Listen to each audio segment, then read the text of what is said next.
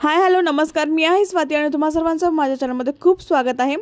तर मी या कपड्याला जे आहे ते पेस्टिंग कॅनव्हास लावून घेतलेला आहे। याचं मेजरमेंट जे आहे ते 8 बाय 8 इंच आहे। अशा पद्धतीने फोल्ड करायचं आहे, एक फोल्ड करून परत एक फोल्ड करायचं आहे आणि सुंदर असं आपण डिझाइन घरीच बनवणार आहोत आणि तुम्ही हे पाउच विकू सुद्धा शकतात बनवून। त्यानंतर असं एक फोल्ड करून आपल्याला इथे 3.5 इंचावरती असं मार्किंग करत करत जायचं आहे। अशा पद्धतीने आपल्याला टेप पुढे पुढे सरकवायचा आहे सेंटर पासून आणि अशा पद्धतीने आपल्याला 3.5 इंचावर असं मार्किंग करून असा एक हाफ राउंड जो आहे तो असा मार्क करायचा आहे आणि अशा पद्धतीने आपल्याला हा मार्क जो आहे तो मी असं डार्क करते।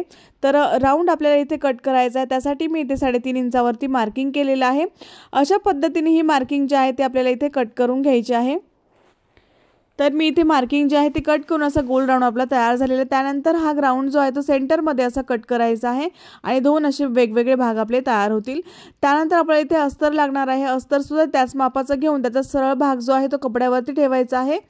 दोघांचाही सरळ भाग कपड्यावरती ठेवायचा आहे आणि आपल्याला जे आहे ते इथे पिनअप करून घ्यायचं आहे दोन्ही कपड्याला।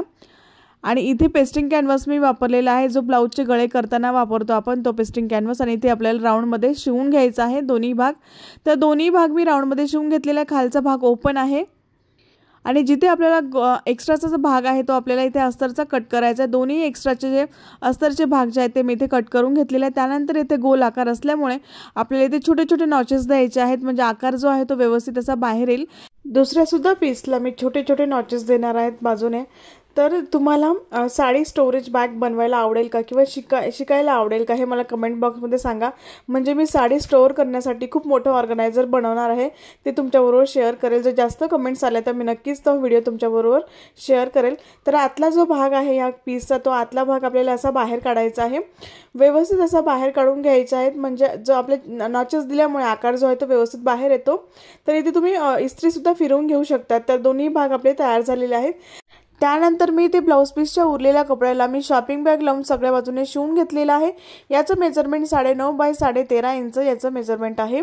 त्यानंतर अशा पद्धतीने आपल्याला फोल्ड करायचं आहे, ज्या साईडने 13.5 इंच आहे त्या साईडने फोल्ड करून आपल्याला याचा सेंटर जो आहे तो असा कट करायचा आहे। दोन्ही बाजूंनी आपल्याला सेंटर असा मार्क करून घ्यायचा आहे किंवा असं छोटंसं नॉचेस द्यायचे आहेत। त्यानंतर असा भाग ओपन करायचा आहे। त्यानंतर आपण जो गोल आकार बनवलेला होता, अर्धा गोल जो बनवलेला होता तो आपल्याला इथे जॉईन करायचा आहे।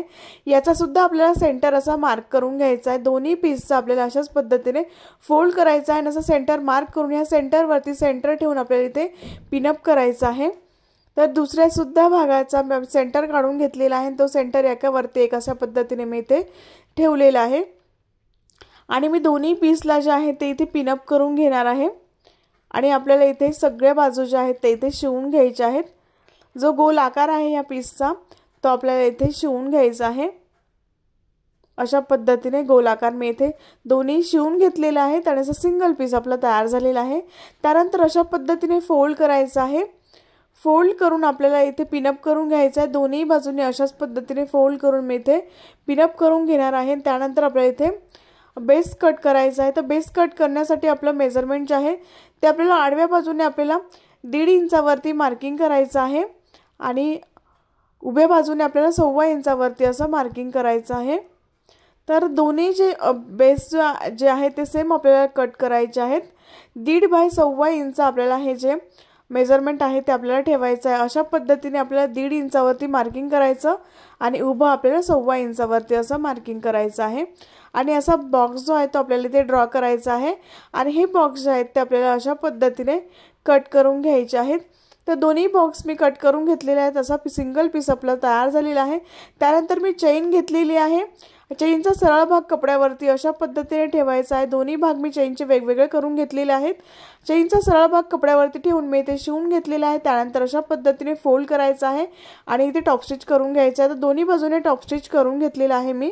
त्यानंतर आपल्याला इथे रनर लागणार आहे, एकच रनर मी इथे वापरणार आहे कारण की हे छोटं ऑर्गनायझर आहे।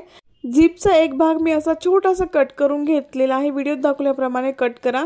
त्यानंतर जो मोठा भाग आहे चेनचा त्याच्यामध्ये आपल्याला आधी एक रनरची एक बाजू टाकायची आहे, त्यानंतर दुसरा जो चेनचा भाग आहे तो आपल्या रनरमध्ये टाकायचा आहे आणि रनर असं ओढून घ्यायचं आणि परत रनर पूर्ण काढून घ्यायचं आहे.